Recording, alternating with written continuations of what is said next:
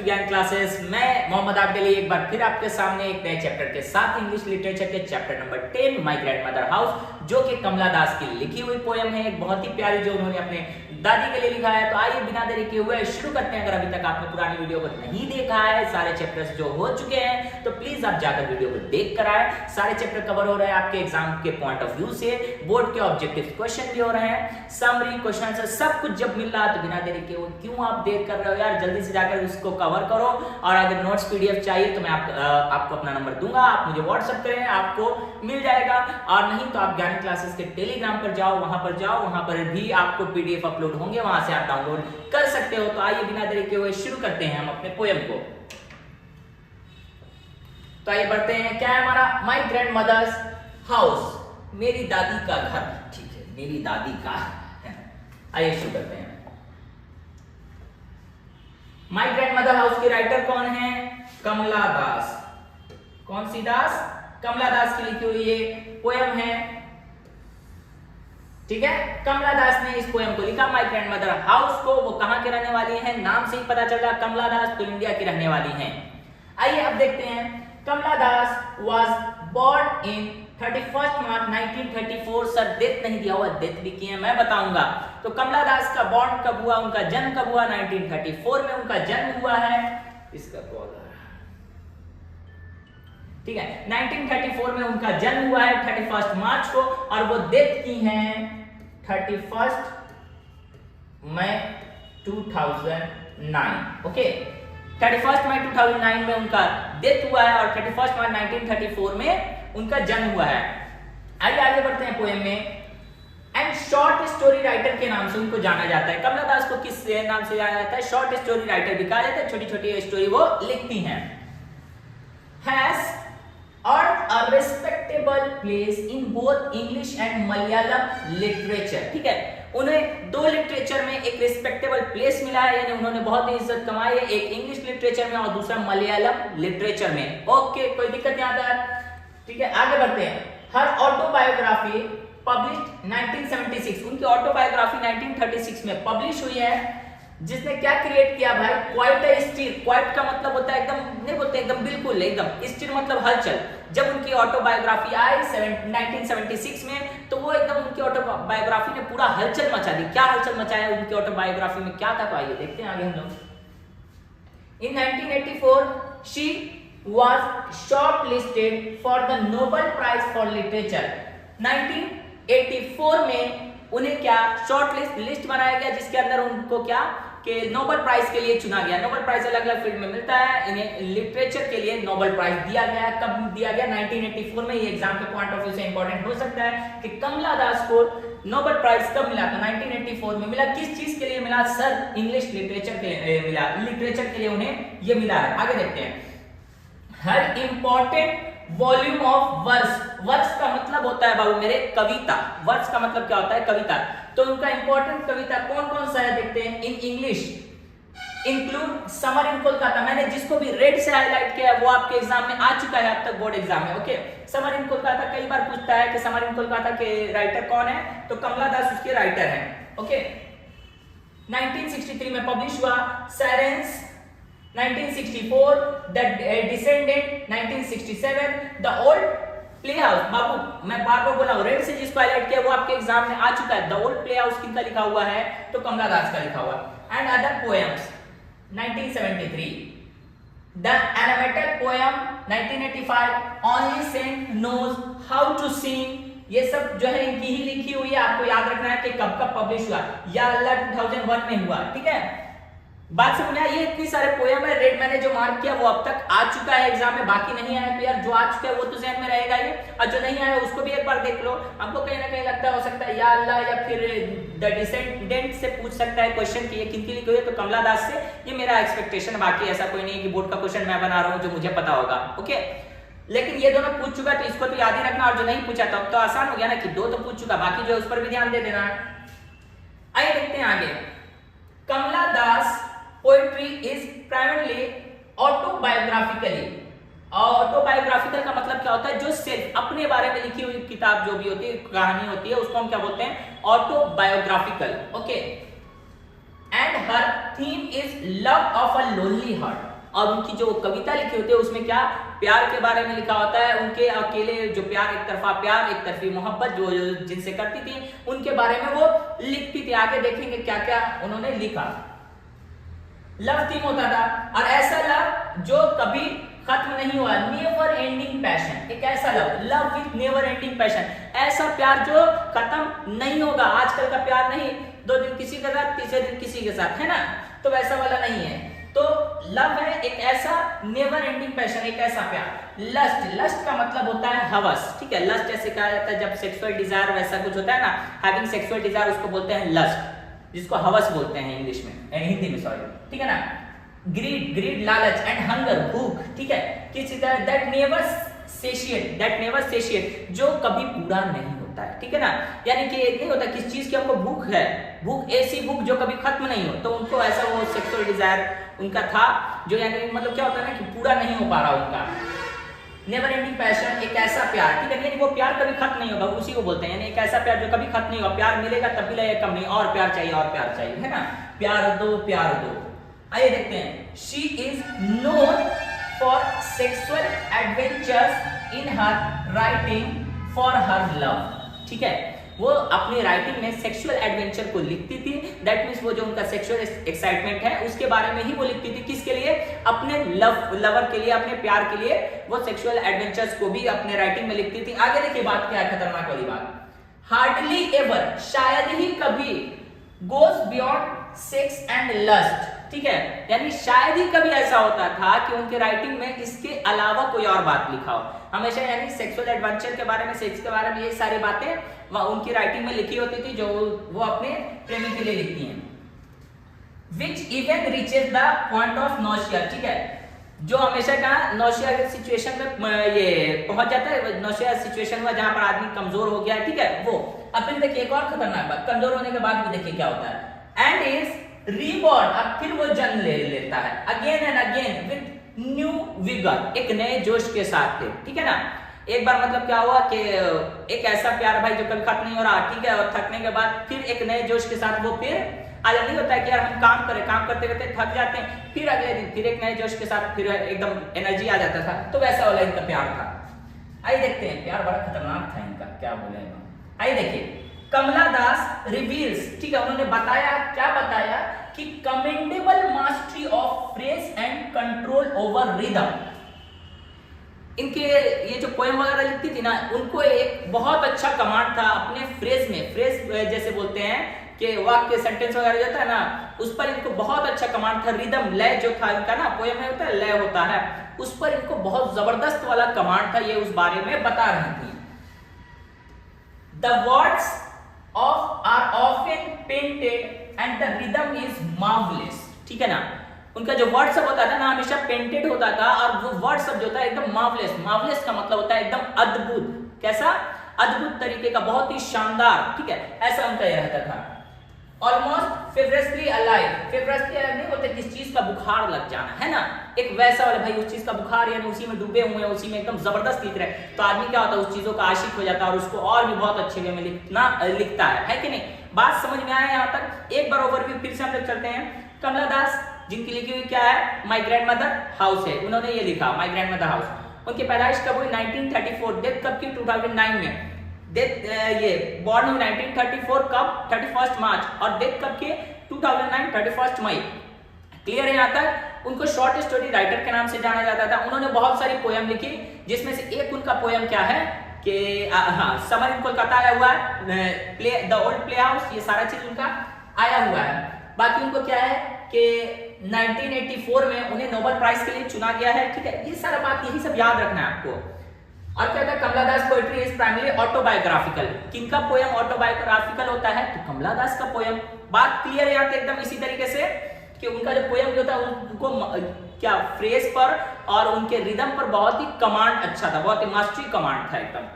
ठीक है, यहाँ तक क्लियर है? तो यार अगर पूरा समझ में आ गया तो हम लोग आगे बढ़ते हैं। चलिए आगे देखते हैं। स्क्रीनशॉट लेना है, ले लो यार। चलो आगे बढ़ते हैं, मैं भी स्क्रीनशॉट ले लेता हूँ। आइए अब पोएम की तरफ हम लोग बढ़ते हैं।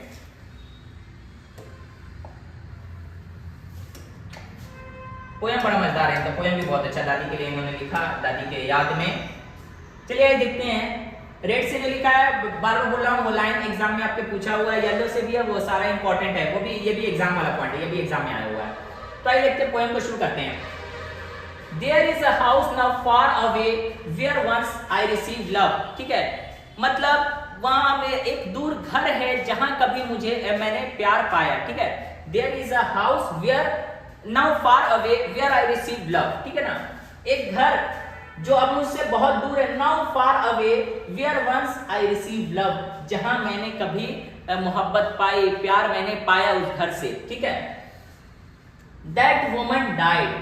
वो महिला जो थी वो अब मर चुकी है। ये किसके बारे में बोल रहे हैं? वो अपनी दादी के बारे में बोल रहे हैं। नहीं होता है, हम लोग कभी भी छुट्टी होता है, समर वेकेशन हुआ तो हम अपनी दादी के घर जाते हैं, नानी के घर जाते हैं ना, को जाते हैं सब लोग। दादी से हमें बहुत प्यार होता है, नानी से भी बहुत प्यार होता है। हमेशा एक बच्चे की खुशी क्या होती है ना, हमेशा दादा दादी नाना नानी यही सब में हम लोग भी बहुत बचपन में जब भी छुट्टी होता था तो जाते थे नानी के यहाँ, दादी के यहाँ। ऐसे दादी तो मेरी है नहीं, नानी के यहाँ हम लोग जाते थे। ठीक है, तो वही बोल रहा है कि वो औरत अब वो महिला नहीं रही।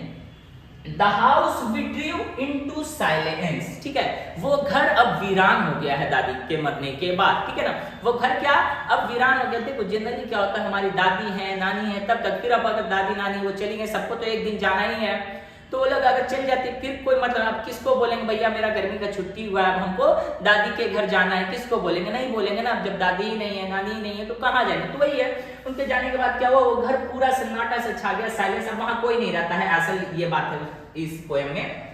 स्नेक्स मूव्ड अमंग बुक, और सांप कहाँ, किताबों के बीच में सांप घूम फिर रहा है इधर उधर, है ना। ये बात वो बता रहे हैं कि वो घर वीरान हो गया दादी के मरने के बाद। उस घर में क्या वो क्या देख रहे हैं कि सांप किताबों के इधर उधर घूम रहा, किताबों के बीच में।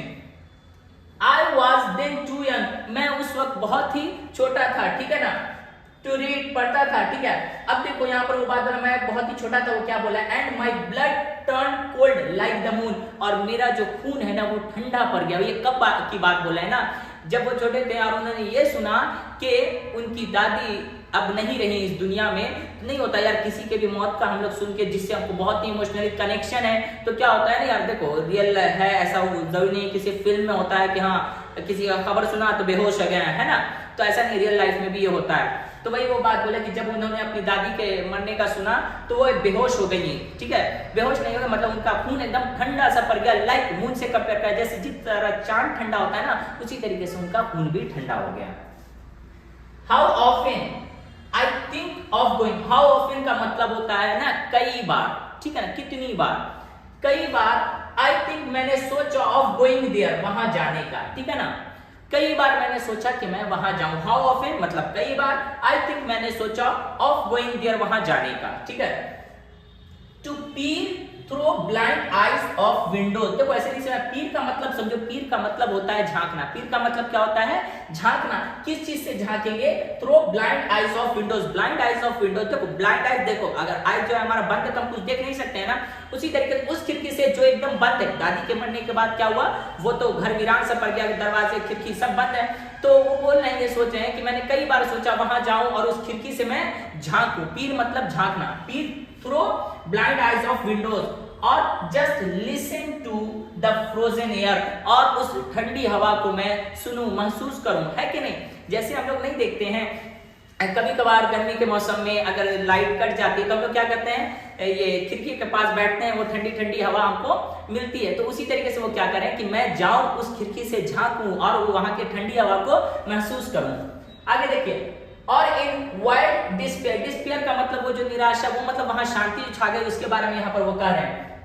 Pick an armful of darkness to bring it here to light, देखो आर्मफुल मतलब बाजू भर के, वहां का जो वो अंधेरा है ना, जो सन्नाटा छा गया, उसको क्या करूं मैं, बाजू भर के यहाँ ले आऊं अपने पास। ऐसा क्यों करें?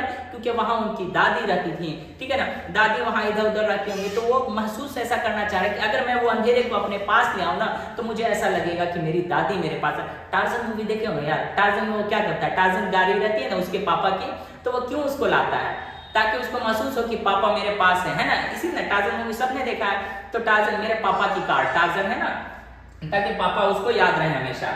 अब देखो, तो वही वो क्या कहा है कि आर्मफुल हैंड करके, यानी पूरा बाजू भर के वहां से अंधेरे को ले आऊं और अपने पास रखूं। बिहाइंड माई बेडरूम डोर, अपने बेडरूम के दरवाजे के पीछे, लाइक अ ब्रूडिंग डॉग। ब्रूडिंग डॉग का मतलब समझो क्या होता है यार, एक ऐसा कुत्ता, ठीक है ना, जो आपके आसपास ही घूम रहा, आपकी बहुत चिंता करता है ना, आप कहीं जा रहे हो वो आपके पीछे पीछे जा रहा है ना, कभी आपको अकेला नहीं छोड़ रहा। तो उसी तरीके से वो चाहते थे ना, मैं उस घर से, उस वीरान घर से कुछ अंधेरे को अपने पास ले आऊं और अपने बेडरूम के गेट के पीछे रखूं, ताकि वो हमेशा मेरे आसपास रहे, मुझे ऐसा महसूस हो कि मेरी दादी मेरे पास है। एकदम अच्छे समझ में आ रहा है या नहीं यार? कमेंट करना, लाइक करो यार, शेयर करो, बहुत मेहनत लगता है आप लोगों के लिए बनाता हूं, बस आपका प्यार हमको चाहिए। ज्ञानी क्लासेस हमेशा आपके साथ है और हमेशा रहेगा, आपके सारे इंपॉर्टेंट जो भी हैं डाउट्स वगैरह सारे क्लियर करूंगा। ओके, चलिए आगे देखते हैं। You can not believe darling, ठीक है, डार्लिंग जाने मन मतलब आप यकीन नहीं करोगे, आप मतलब क्या होता है, भरोसा नहीं कर सकते हो। फिर बोलता है कैन यू, क्या कर सकते हो। देखो यार यहाँ पर मतलब क्या हुआ, ऐसे सोचो, हम लोग कभी किसी को नहीं बोलते यार तुमको यकीन नहीं होगा, यकीन करोगे, ऐसा हुआ, इस सेंस में हम लोग बोलते हैं ना हमेशा कि अरे तुमको यकीन नहीं होगा, पता है यकीन नहीं कर पाओगे, सोच सकते हो कि ऐसा हुआ मेरे साथ, यही चीज वो बोल रहे हैं कि you can not believe darling can you that I live in such a house, मैं उस घर में रहती थी, ठीक है, एंड मतलब सच अ हाउस कहने वाला एक ऐसे घर, सच हाउस, सच मतलब ऐसे, तो मतलब तुम बिलीव करोगे मैं ऐसे घर में रहती थी, was proud, और उस घर में मुझे क्या गर्व महसूस होता था, मैं वहां एंड लव, वहां से हमें क्या मिलता था, बहुत ही प्यार मिलता था, ठीक है। वो क्या करें कि तुम यकीन नहीं करोगे, मानोगे, हम ऐसे घर में रहते थे जहां मुझे बहुत खुशी मिलती थी, वहां से हमको बहुत प्यार मिलता था, मुझे गर्व था कि मैं वैसे घर में हूं। आगे देखिए, आई, मैं, यानी खुद को सोचिए, जब यहाँ पर आई बोल रहे हैं तो क्या खुद को महसूस कीजिए, वो अपने बारे में बोल रहे हैं कि दादी के लिए, अब वो अपने बारे में बोले, मैं वो हूँ जिसने खो दिया, who have lost, जिसने खो दिया क्या, my way, अपने उस रास्ते को, वो कह रहे हैं उस रास्ते को खो दिया, दादी जब तक थी तभी न जाते थे वहां, वो प्यार जो उनको मिलता था वो सब मैंने अब खो दिया। कैसे खो दिया, तो दादी अब नहीं रही, ठीक है। And big now eight strangers door, stranger मतलब होता है अजनबी, डोर मतलब दरवाजा, और अब मैं अजनबियों के दरवाजे पर भटक रही हूं उस प्यार को पाने के लिए जो कभी मेरी दादी किया करती थी, ठीक है ना। टू रिसीव लव, उस प्यार को पाने के लिए, है ना, रिसीव लव, प्यार पाने के लिए वो क्या कर रहे हैं, अब क्या कर रहे हैं कि अजनबियों के दरवाजे पर वो जा रही है, ऐसा वो कह रही है कि कभी जो दादी मुझे इतना प्यार किया करती थी, अब वो प्यार मुझे कौन करेगा। उस प्यार को पाने के लिए वो आज दर बदर भटक रही। नहीं होता है यार, कोई अपना होता है जो हमको बहुत ही मानता है, बहुत ही प्यार करता है, और वो चला जाता है तो उसकी कमी हमेशा महसूस होती है कि उसके जैसी मोहब्बत कोई नहीं कर सकता है ना। आगे देखिए, किस लिए भाई, कि at least in A small change, ताकि उनकी जिंदगी में एक छोटा सा बदलाव आ जाए, कोई वैसा प्यार करे। बात समझ में आया? तो अगर पूरा क्लियर है तो चलो अब हम लोग ऑब्जेक्टिव की तरफ बढ़ रहे हैं। अभी तक प्लीज आपने अगर वीडियो को सब्सक्राइब नहीं किया है तो सब्सक्राइब कर दो यार, घंटा बजाओ, ताकि आपको नई नोटिफिकेशन सारी आपको मिल जाए टाइम पर जब भी वीडियो अपलोड होगी, और लाइक करना ना भूले प्लीज। आइए देखते हैं, अब हम आगे बढ़ते हैं। कुछ ऑब्जेक्टिव जो बोर्ड के हैं, साइंस आर्ट्स कॉमर्स सारे का बोर्ड क्वेश्चन है ये, आपको प्लीज सॉल्व करें, एक बार स्क्रीनशॉट ले लिया और सॉल्व करें, फिर मैं सॉल्व करता हूं। चलिए आपने स्क्रीनशॉट ले लिया होगा, अब मैं सॉल्व करता हूं। हमसे पहले तो आप ही लोग सॉल्व कर लिए होंगे, है क्या नहीं? चलिए आइए देखते हैं क्या है। My grandmother's house is written by, किनका लिखा हुआ है, D.H. Lawrence, K N. Daruwalla, John Donne, नहीं सर कमला दास का लिखा हुआ है, ठीक है। यहाँ पे रॉन्ग हो गया, K-A-M-A हो जाएगा, ठीक है, कमला दास, K-A-M-A-L-A-D-S, कमला दास। आइए देखते हैं next, Kamala Das remembered the happy days, मतलब वो खुशियों का दिन, वो खुशी का दिन कहाँ का, days spent in the sweet company of her, कहाँ भैया, तो ग्रैंड मदर, है ना, अपनी दादी के साथ जो उन्होंने खुशियों के पल बिताए, जो वहां दादी उनको उतना प्यार करती थी। अब Kamala Das is an dash poet, dash poet कहाँ की कवि थी, अमेरिकन, अफ्रीकन, नाइजेरियन, इंडियन, तो कहाँ की इंडियन पोएट थी, क्लियर है। आगे बढ़ते हैं, the poetess in the grandmother's house begs at, वो उस प्यार को पाने के लिए कहाँ भीख मांग रही थी, भीख मांगना पड़ रहा था उस प्यार को, कोई वैसा प्यार कर दे तो कहाँ भाई, ए स्ट्रेंजर्स डोर, जो हम लोगों ने पढ़ा, ठीक है, अजनबियों के दरवाजे पर। There is a house now far away where once I received love is from, कहाँ का ये लाइन है, मैंने बोला था रेड कलर में, My grandmother's house, very good, आपने सब बना लिया होगा, मुझे आप पर भरोसा है। आइए देखिए, Who used to live with her grandmother? कौन यूज कर रहा था कि वो अपने ग्रैंडमदर के साथ रहना चाहता है? तो ये देखते हैं, कमला दास, महादेवी वर्मा, इंदिरा गांधी नहीं, कोई भी नहीं, तो कौन सर? आप उतना टाइम नहीं लीजिए सर, सबको पता है, वेरी गुड, कमला दास इसका हो जाएगा। माई वे, ठीक है, my way and big now at stranger store is taken from, कहां से लिया गया है सर? ये भी पता है आप लोगों को, very good. My grandmother's house, Kamala Das was born in, कब बॉर्न हुई? 1934। अच्छा, डेथ कब की सर? 2009 में। 1934 31 मार्च में उनका जन्म हुआ और 2009 एंड 31 मई को उनका डेथ हुआ है। चलिए आगे देखते हैं, और क्वेश्चन देख लिया जाए। स्क्रीनशॉट ले लो यार इसका आंसर का। चलो आगे देखते हैं।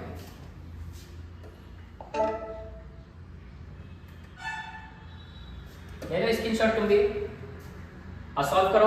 अब मैं सॉल्व करता हूं, स्क्रीनशॉट लेके आपने सॉल्व कर लिया होगा।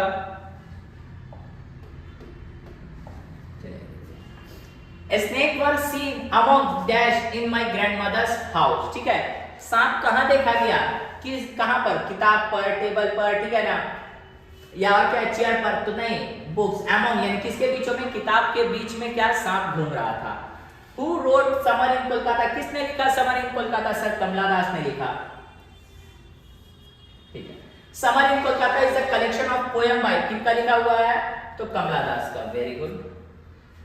Who wrote the old playhouse and another poems? किसने लिखा भाई? तो T S. Eliot, D H. Lawrence, K K. Daruwalla, Kamala Das. इसका आंसर हो गया। आप स्क्रीनशॉट लो, हो गया स्क्रीनशॉट। बाबू मेरे, जिस तरीके से हम लोग बोर्ड का सारा क्वेश्चन देख रहे हैं, पोएट सेक्शन अभी जो आपका चल रहा है, इसी तरीके से प्रोज सेक्शन भी जल्दी से जल्द आपके चैनल पर आएगा। लेकिन आपका चैनल अगर आप सब्सक्राइब नहीं करोगे तो यार वीडियो कैसे देखोगे? सब्सक्राइब करो, शेयर करो, लाइक करो एंड कमेंट करो। अगर किस तरीके का प्रॉब्लम आता है तो आप मुझे कॉल भी कर सकते हो, मेरा ये नंबर है 7367003274, ठीक है। आप इस नंबर पर कॉल करें, आपको पीडीएफ नोट्स मिल जाएगा। और अगर अभी तक आपने ज्ञान क्लासेस के टेलीग्राम चैनल को अगर नहीं ज्वाइन किया तो टेलीग्राम चैनल पर जाएं, वहां पर भी आपको नोट्स वगैरह सारे मिल जाएंगे। जो भी वो लेटेस्ट अपडेट होगा वो भी आपको वहां मिल जाएगा। तो आज के लिए इतना ही, मिलेंगे हम अपनी नई वीडियो के साथ। तो आज के लिए thank you for watching this video, bye bye.